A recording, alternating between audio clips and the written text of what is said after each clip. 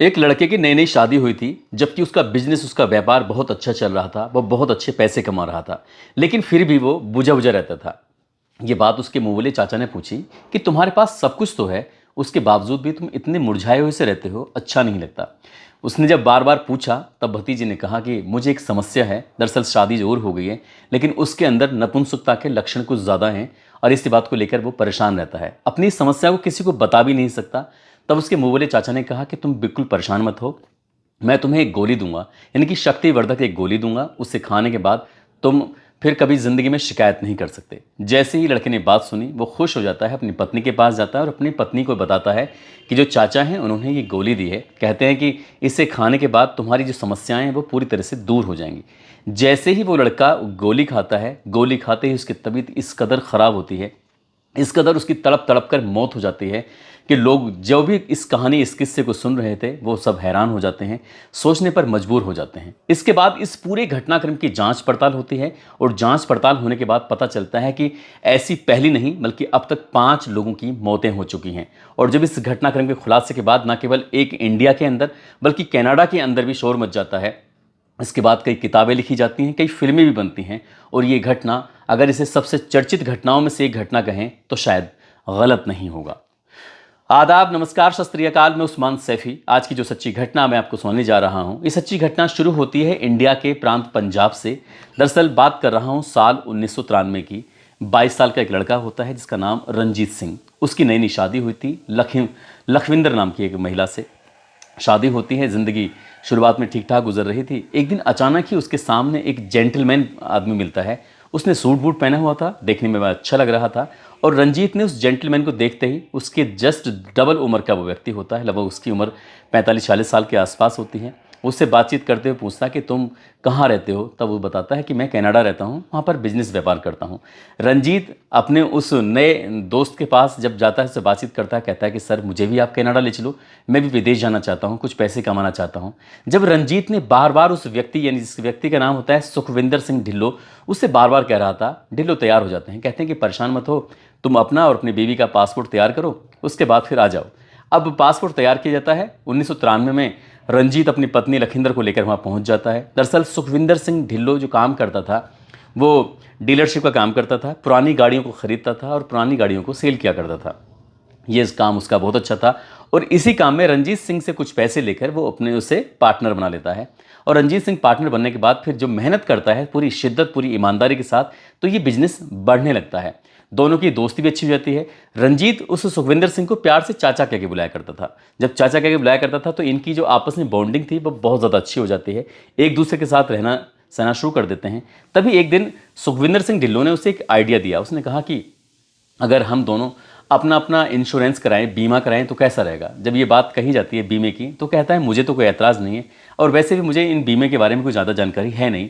सुखविंदर सिंह ढिल्लों ने कहा तुम्हें परेशान होने की ज़रूरत नहीं है, वो सारा काम मैं खुद करता रहूँगा, बस हम लगभग $2 लाख का इंश्योरेंस बीमा कराते हैं। यदि मुझे कुछ हो जाता है तो सारे के सारे पैसे तुम्हें मिल जाएंगे, तुम्हें कुछ होता है तो सारे के सारे पैसे मुझे मिल जाएंगे। यानी कि दोनों ने एक दूसरे को नॉमिनी बना दिया था, और ये जो काम था आराम से चल रहा था। लेकिन कई दिनों से लड़का जो था रंजीत, वो परेशान था, बुझा बुझा सा रहता था। सुखविंदर सिंह ढिल्लों ने पूछा कि तुम इतना परेशान क्यों रहते हो, क्या बात है? तुम्हारे पास बहुत सारा पैसा है, अच्छी खासी ज़िंदगी जी रहे हो, खूबसूरत बीवी तुम्हारे पास है, सब कुछ तो है, लेकिन तुम इतना परेशान, इतना उदास क्यों रहते हो? तो रंजीत ने अपने मुँह वाले चाचा से कहा कि चाचा मुझे समस्या ये है कि शादी ज़रूर हो गई है, लेकिन मेरे अंदर नपुंसकता के लक्षण बहुत ज़्यादा हैं, इसलिए मैं अपनी बीवी को खुश नहीं कर पाता। करूँ तो क्या करूँ? इस समस्या के बारे में किसी को बता भी तो नहीं सकता। जैसे ही सुखविंदर सिंह ढिल्लों ने ये बात सुनी, उसने कहा तुम परेशान क्यों होते हो, मेरे पास एक गोली है, मैं उसे गोली दूंगा, उसे खाना, और उसे खाने के बाद बिल्कुल ठीक हो जाएगा, कोई दिक्कत, कोई परेशानी नहीं होगी। 22 जून 1996 को उसने वो अपनी पत्नी के साथ जब पास जाता है, उससे बातचीत कर रहा था, और बातचीत करने के दौरान ही उसने कहा कि ये गोली है, ये गोली चमत्कार कर देगी। दरअसल ये चाचा ने जो दी है। अब वो गोली खाता है, और गोली खाने के बाद उसकी तबीयत अचानक से बिगड़ने लगती है। जो उसके दांत थे, कभी दांत भिज जाते हैं, यानी कि वो बोलने की स्थिति में नहीं रहता, तो कभी तीर कमान की तरह टेढ़ा हो जाता है, तो कभी वो जोर जोर से चीखता है, चिल्लाता है, कभी उसके पेट में बहुत ज़्यादा हवा भर जाती है, तो कभी उसका पेट एकदम से अंदर को पिचक जाता है। वो समझ नहीं पा रहा था कि आखिरकार उसके साथ हो क्या रहा है। वो तड़पने लगता है, और इतना तड़पता है कि बस ये जो उसकी बीवी पास में लखविंदर होती है वो देखकर खुद हैरान थी। वो भी ज़ोर ज़ोर से चीखती है, चिल्लाती है और उसकी शरीर की उस ऐंठन को लेकर इतना ज़्यादा परेशान हो जाती है कि आखिरकार वो करे तो क्या करे, क्योंकि वो इस गोली के बारे में किसी को बता भी तो नहीं सकती थी कि आखिरकार उसके पति ने उसके साथ संबंध बनाने के लिए कुछ ऐसी शक्तिवर्धक गोली खाई है। वो चुपचाप रहती है और जब शोर मचाती है तो आसपास के लोग इकट्ठा हो जाते हैं और इकट्ठा होने के बाद उसको हॉस्पिटल लेके जाते हैं। जब हॉस्पिटल में उसको भर्ती कराया जाता है तो उसकी स्थिति वैसी की वैसी थी।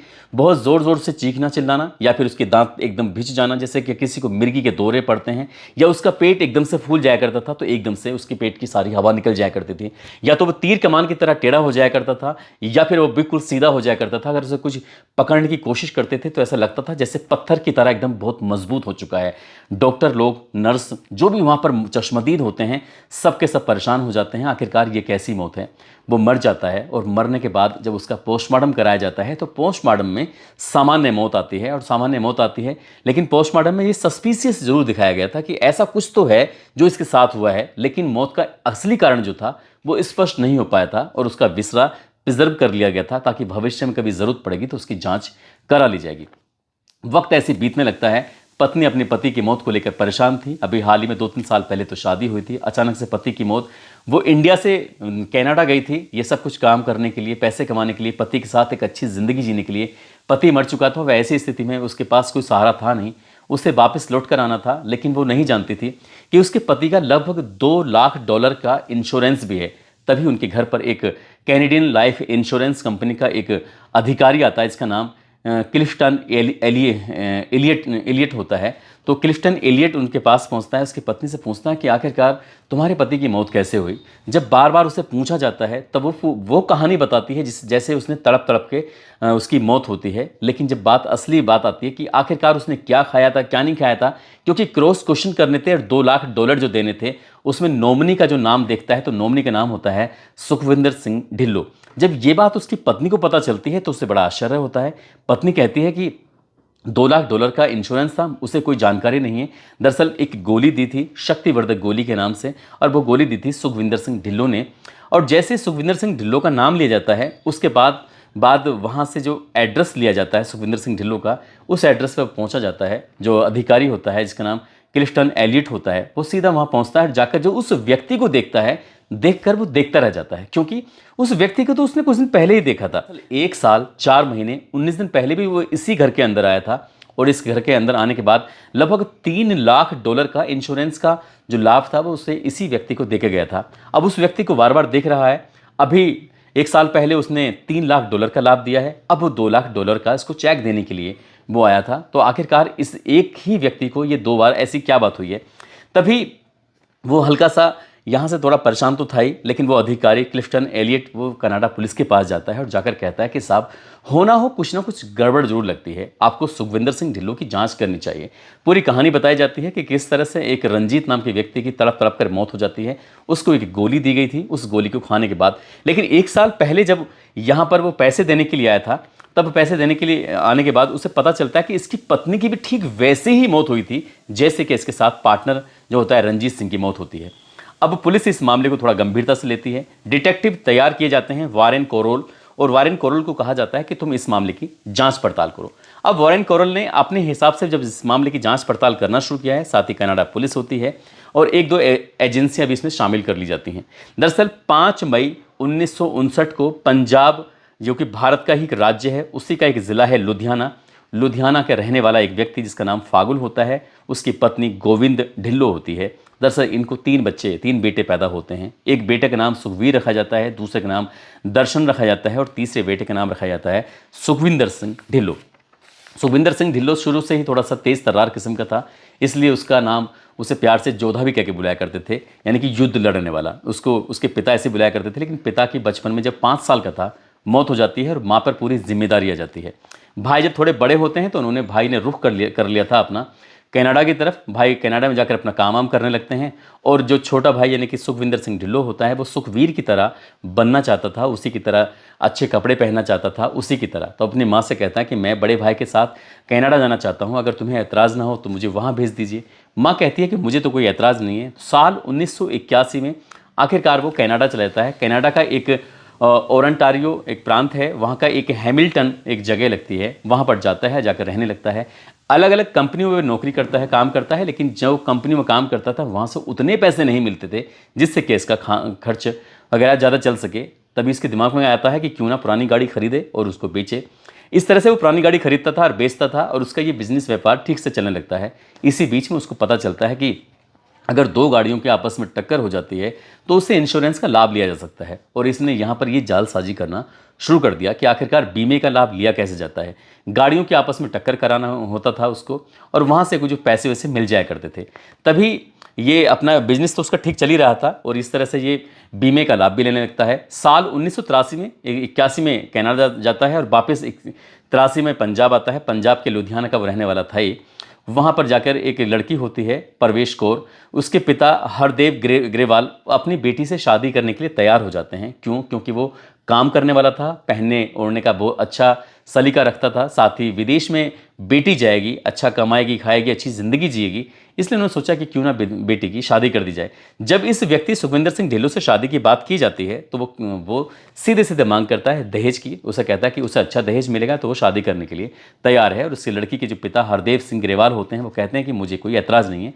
प्रवेश कौर से उसकी शादी हो जाती है और खूब दहेज दिया जाता है। पत्नी को लेकर वो कनाडा पहुंच जाता है। जब वहाँ कनाडा जाता है तो कुछ दिन तक तो ये रिश्ता ठीक चलता है, लेकिन कुछ दिन के बाद वो अपनी पत्नी को बेवजह पीटना शुरू कर दिया करता था। अब वो पत्नी जब रोज़ रोज़ पिटती थी वो समझ नहीं पा रही थी कि पिता ने कितनी मेहनत से उसकी शादी की है। यदि पिता से शिकायत करती है या भाइयों से शिकायत करती है तो कहीं ऐसा ना हो कि उन्हें तकलीफ हो, परेशानी हो। इसलिए उसने अपने आप को बांटने के लिए, अपने मन को बांटने के लिए, अपने वक्त को बांटने के लिए उसने अलग अलग जगहों पर काम करना शुरू कर दिया। कभी वो जूता कंपनी में काम करती थी, तो कभी वो मशरूम की खेती में हिस्सेदारी लिया करती थी, तो कभी वो कपड़े की फैक्ट्री में काम किया करती थी। इसी तरह से वक्त गुजरने लगता है। 26 जुलाई 1985 को उसको पहली एक बेटी पैदा होती है और उस बेटी का नाम रखा जाता है हरप्रीत। और हरप्रीत के साथ वो खुश रहने लगती है। लेकिन हरप्रीत के पैदा होने के बावजूद भी उस व्यक्ति ने, जब उसे पैसे का लालच हो जाता है, चस्का लग जाता है, उसकी बीवी जब बाहर काम करती थी, इनकम होती थी, तो वो छोटी सी बच्ची के होने के बावजूद भी अपनी पत्नी से बाहर भेजकर काम कराया करता था, मेहनत कराया करता था। और पत्नी की मजबूरी थी, आखिरकार वो चली जाती है और काम करती रहती है। वक्त और आगे बढ़ता है। साल 1988 में फिर से वे प्रेग्नेंट हो जाती है और उसको एक और बेटी पैदा हो जाती है और इस बेटी का नाम रखा जाता है अमन। अब बेटी का नाम अमन रखा जाता है। 2 बेटियां पैदा हो जाती हैं, लेकिन वो चाहता था कि अब अगला जो बच्चा हो वो बेटा पैदा होना चाहिए, बेटी पैदा नहीं होनी चाहिए। और साल 1991 में वो फिर से प्रेग्नेंट हो जाती है। जब प्रेग्नेंट हो जाती है तब अपनी पत्नी को, सुखविंदर सिंह ढिल्लों यानी कि प्रवेश को लेकर सीधा पहुंच जाता है इंडिया। और इंडिया आने के बाद उसकी गर्भ की जांच कराता है। गर्भ की जब जांच कराई जाती है तो पता चलता है कि उसको तीसरा जो प्रेग्नेंट हुई है, तो उसके पेट में जो पल रहा है बच्चा, वो लड़की है। और वो ये बात देखते हुए अपनी बेटी का यानी कि उसका अबॉर्शन करवा देता है अपनी पत्नी का, और ताकि वो बच्चा पैदा ना हो। उसके बाद यहाँ से वापस चला जाता है। इसकी पत्नी इस बात पर कोई विरोध भी नहीं कर पाती है। कभी कभी वो अपनी पत्नी को बेवजह परेशान करता था, पीटता था। 2 बेटियां उसकी हो ही जाती हैं, हरप्रीत और अमन। लेकिन वो इस परिवार से खुश नहीं था। और एक दिन यानी कि 30 जनवरी 1995 की बात है कि पत्नी की अचानक से तबीयत खराब हो जाती है। घर पर उस वक्त दोनों बेटियां होती हैं। जैसे ही पत्नी की तबीयत खराब हो रही थी तो पत्नी का कभी तो पेट वो एकदम से फूल जाया करता था, तो कभी अंदर को एकदम पिचक जाया करता था। इसी तरह से वो उसके शरीर में ऐंठन से पैदा होने लगती है। कभी वो हाथ एकदम सीधे हो जाया करते थे, तो कभी वो एकदम धनुष की तरह वो टेढ़ी हो जाया करती थी। इस तरह से जब माँ तड़प रही है, चीख रही है, चिल्ला रही है, तो जो दोनों बेटियां होती हैं, एक बेटी 7 साल की थी, एक बेटी 9 साल की थी, वो समझ नहीं पा रही थी कि आखिरकार करें तो क्या करें। वो घर से बाहर निकलती हैं, ज़ोर ज़ोर से चीखती हैं, चिल्लाती हैं। आसपास जो घर के पास जो जानकार लोग रहते थे वो दौड़ कर आते हैं। तभी पड़ोसी ने इस महिला को, प्रवेश कौर को, अपनी गाड़ी में लिटाया और लिटाने के बाद उसको हॉस्पिटल जब लेके जा रहे थे तो पता चलता है कि उसकी जो टांगें थी वो बिल्कुल सीधी हो जाती थी, जिसकी वजह से लोग परेशान थे कि आखिरकार करें तो क्या करें। तब उसकी दोनों टांगों को बिल्कुल बाहर निकाल दिया गया। और जिस तरह से एक डंडा होता है बिल्कुल एकदम सीधा, इस तरह से वो गाड़ी के अंदर सीधी थी। उसके बाद इसे हॉस्पिटल में एडमिट कराया जाता है। और हॉस्पिटल में जब लेके जाते हैं तो नर्स भी इस दृश्य को देखकर हैरान थी, डॉक्टर भी इस दृश्य को देखकर हैरान थी कि उन्होंने अपनी ज़िंदगी में पहले कभी ऐसा केस नहीं देखा कि एक महिला है जो बीमार है, परेशान है, और उसके शरीर में अजीब तरह की ऐंठन होती है। वो बिल्कुल एकदम लकड़ी की तरह सीधी हो जाती है, तो कभी धनुष की तरह टेढ़ी हो जाती है, कभी अलग अलग अलग तरह का उसका रूप बन रहा है और वो पत्थर की तरह एकदम मजबूत हो जाया करती थी। आखिरकार डॉक्टर लोग भी परेशान हो जाते हैं। 4 दिन बाद यानी कि 3 फरवरी 1995 को सुबह 10:30 बजे के आसपास परवेश कौर की मौत हो जाती है। और जैसी मौत होती है उसके बाद फिर उसका पोस्टमार्टम होता है। डॉक्टर ये जानना चाहते थे कि आखिरकार इसकी मौत की वजह क्या है। मौत की वजह का कुछ पता चल नहीं पाता और इसी तरह से जो उसको जो एक पोस्टमार्टम में कुछ खास ऐसी वजह नहीं आती, नेचुरल डेथ आती है, लेकिन सस्पिशियस जरूर था और डॉक्टर लोग इस बारे में कुछ कर नहीं पाते। उसके विसरा था उसको प्रिजर्व कर लिया गया था ताकि भविष्य में अगर जांच करने की जरूरत पड़ी तो उसकी जांच जरूर हो जाएगी, ऐसा डॉक्टर लोग कर लेते हैं। एक तरफ रंजीत की मौत होती है 1 साल पहले, यानी कि 1 साल 4 महीने कुछ दिन पहले इसकी पत्नी परवेश की मौत हो जाती है। डॉक्टर लोग जांच कर ही रहे थे और मामले की पड़ताल शुरू हो जाती है। तो आखिरकार जो टीम को जिम्मेदारी दी गई थी वो टीम इंडिया आ जाती है ये देखने के लिए कि आखिरकार इस व्यक्ति ने, जब इसके बारे में पता चलता है 17-18 महीने में इसने लगातार इंडिया के चक्कर काट रहा था, आखिरकार वो इंडिया क्यों आ रहा है, क्यों नहीं आ रहा है। जब इंडिया आते हैं तो इंडिया की पुलिस से संपर्क किया जाता है और संपर्क करने के बाद पता चलता है कि परवेश ने की जब मौत होती है तो मौत के ठीक 9 सप्ताह बाद इसने व्यक्ति ने, सुखविंदर सिंह ढिल्लों ने दूसरी शादी कर ली थी। जालंधर के एक पंचग्रेन नाम का एक गांव होता है, वहां के रहने वाली एक महिला से जिसका नाम सरबजीत से शादी कर लेता है। और सरबजीत शादी करने के बाद वो कहता है कि वो वापस कनाडा जा रहा है, लेकिन कनाडा नहीं जाता बल्कि वो कपूरथला के एक खुशविंदर नाम की एक महिला से शादी करता है। और दोनों शादी करने की एक ही वजह होती है कि खूब सारा दहेज उसे इकट्ठा करना था। वो कभी इंडिया तो कभी कनाडा, इस तरह से उसके चक्कर लगते रहते थे। वो 2 शादी कर लेता है और इसी बीच में मौका पाते ही वो एक और शादी कर लेता है सुखविंदर सिंह कौर ग्रेवाल नाम की एक महिला से। यानी कि अपनी पत्नी के 9 सप्ताह के बाद मौत होने के वो इंडिया आता है और अलग अलग जगहों पर 3 शादियां कर लेता है। और 3 शादी करने के बाद, शादी करने का वो सिर्फ सपना ये दिखाया करता था कि तुम्हारी बेटी कनाडा में रहेगी, बहुत ज़्यादा खुश रहेगी। इसके बदले में वो अच्छा खासा दहेज लेता था, नगद लेता था, क्योंकि उसे वैसे दहेज में कुछ ज़्यादा पैसे ही चाहिए थे, सामान की उसे कोई ज़रूरत नहीं थी। पुलिस जब इस मामले की जांच पड़ताल कर रही थी तो पता चलता है कि जो उसकी दूसरी बीवी थी, ये कि सेकंड बीवी जिसका नाम सरबजीत होता है, उसको 2 जुड़वा बच्चे होते हैं और एक बच्चे का नाम गुरमीत रखा जाता है और दूसरे बच्चे का नाम रखा जाता है गुरबिंदर। अब इनकी पैदा होने के ठीक 12 दिन के बाद इनकी मौत हो जाती है। जब इनकी माँ से पूछा जाता है कि इसकी मौत का क्या कारण था, कैसे मौत हुई थी, तो बताते हैं कि बच्चों के अंदर अजीब सी ऐंठन से पैदा हो जाती है। उनकी हालत कुछ अजीब सी थी, जैसे 2 मौतें पहले हो चुकी हैं, इसकी पहली पत्नी की, उसके जो बिजनेस पार्टनर रंजीत होता है उसकी, इन बच्चों की भी ठीक वैसे ही मौत होती है। पुलिस ने और पीछा करना शुरू किया, यानी कि तीसरी शादी के बारे में पता चलता है। खुशविंदर सिंह के बारे में जब पता किया जाता है तो पता चलता है कि उसकी भी तो मौत हो चुकी है और उसकी मौत हुई है। जब उसके बारे में पूछा जाता है आसपास के लोगों से तो वो बताते हैं कि अजीब सी उसके शरीर में हलचल सी हुई थी, अजीब सी हरकत हो रही थी, ये समझ नहीं पा रहे थे कि आखिरकार उसे हुआ क्या है। और जब उसकी मौत हो जाती है तो परिवार वालों ने उसका पोस्टमार्टम नहीं कराया था और उसका जो रीति रिवाज के हिसाब से अंतिम संस्कार करा देते हैं। और तीसरी बीवी के बारे में पता चलता है कि तीसरी बीवी उसकी ठीक ठाक थी, उसे कोई दिक्कत नहीं थी, कोई परेशानी नहीं थी। लेकिन इसी तरह से 17 महीने में 5 मौतों का होना ये अपना आप में कई तरह के सवाल खड़े कर रहा था। पुलिस वाले जो कनाडा से आए थे उन्होंने पूछा उन बच्चों के बारे में कि बच्चे कहाँ हैं, क्योंकि बच्चों का अंतिम संस्कार नहीं होता, उन्हें दबा दिया जाता है। और जिस स्थान पर उन बच्चों को दबाया गया था उस स्थान से उनकी बॉडी को बाहर निकलवाया जाता है और निकलवाने के बाद वो दोनों जुड़वा बच्चे होते हैं टोरंटो फोरेंसिक विज्ञान केंद्र में उनके शव को लेके जाया जाता है। और जो पहली जो दो मौतें हुई थी कनाडा के अंदर, उनकी बिस्रा रिपोर्ट थी, इन दोनों बच्चों की बिस्रा रिपोर्ट थी। इसकी जब जांच कराई जाती है तो पता चलता है कि एक जैसी जहर की मात्रा होती है। वो जहर के बारे में जब पता निकालने की कोशिश की जाती है तो पता चलता है कि एक पेड़ होता है, उस पेड़ के एक बीज होते हैं, उन बीजों से तैयार किया हुआ उसने एक मिश्रण बनाया था, उसने गोलियां बनाई थी। उसने अपने पार्टनर को तो उसका नाम दिया था कि ये शक्तिवर्धक गोलियां हैं, इन्हें खाने से तुम्हारी शरीर की जो कमजोरियां हैं वो दूर हो जाएंगी। लेकिन पत्नी को, जब उसकी पत्नी बीमार हो जाती है तो पत्नी को बीमारी का बहाना देकर इसी तरह से उसने अपनी जो दूसरी जो उसकी बीवी होती है उसके बच्चों को, जो जुड़वा बच्चों को उसने गोलियां खिलवाई थी, तो अपनी पत्नी से कहा था कि इन्हें बच्चों को दे देना और जल्दी से बच्चे स्वस्थ होंगे, कोई दिक्कत नहीं, कोई परेशानी नहीं होगी। तो इसी तरह से उसने किसी न किसी बहाने से उन्हें गोलियां देता है।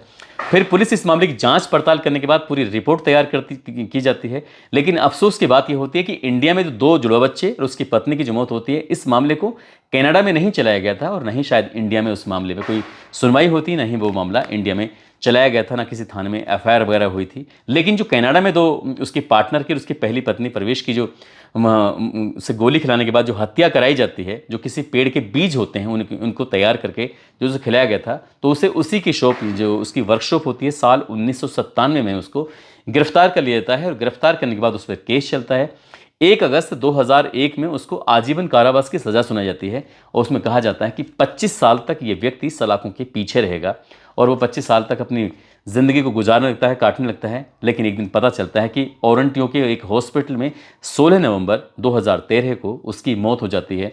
अलग अलग लोग अलग अलग तरह की बातें कर रहे हैं। कुछ लोग कहते हैं कि उसे कैंसर हो गया था, तो कुछ लोग कहते हैं कि उसको अचानक से कोई ऐसी तकलीफ हुई, परेशानी हुई जिससे उसकी मौत हो जाती है।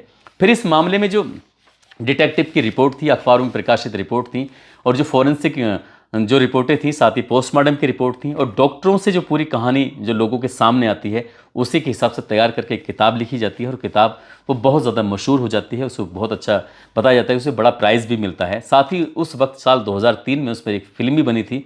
उसके बाद और कई फिल्में बनाई जाती हैं। तो ये मामला न केवल इंडिया में बल्कि कनाडा में बहुत ज़्यादा चर्चित मामला रहा था कि एक व्यक्ति ने अपनी पत्नी, अपने पार्टनर, इनसे लाभ लेने के लिए, इनकी मौत के बाद बीमे का लाभ लेने के लिए 1 से 3 लाख डॉलर का, 1 से 2 लाख डॉलर का लाभ लेने के लिए इस तरह से उसने 1-2 नहीं बल्कि 5 हत्याएं की थी। जब बच्चों की हत्या के बारे में पूछा जाता है तो उसने कहा कि वो अपनी ज़िंदगी में कोई ऐसा झमेले नहीं पालना चाहता था, इसलिए वो सिर्फ शादी कर रहा था पैसे के लिए। वो अचानक से बच्चे पैदा हो जाते हैं और वो बच्चों को अपने साथ नहीं रखना चाहता था, इसलिए इस घटनाक्रम को अंजाम दिया गया था।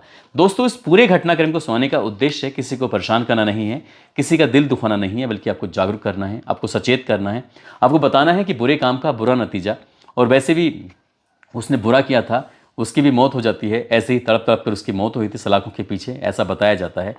जाते जाते ये अंबेडकर नगर के रुद्र प्रताप शर्मा हैं, साथ ही जिशान बाबू, आरुष कुमार।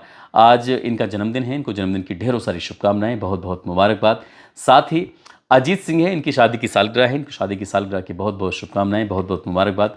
साथ ही वंदना भरत, मयंक कुमार फरीदाबाद से हैं, समीर नवाज संत कबीर नगर से हैं, प्रभात पाठक सहारनपुर से, सुल्तान खान सऊदी से, शौकत हुसैन, सहदेव कुमार, प्रतीक राव कानपुर से, तशरीफ़ कटारिया मेवात से हैं, राव मोहम्मद यासीन कैफ खान गोवा से, विकास दीक्षित, संजू यादव, उनकी पत्नी दिव्या कासगंज से, सलीम खान राजस्थान से, गीता शर्मा, एहसान आलम मुजफ्फरपुर से, दिनेश कुमार राठी सहारनपुर से। इन लोगों ने नाम लेने की अपील की थी। आप सब लोग अपना ख्याल रखें, सुरक्षित रहें। जय हिंद, जय भारत।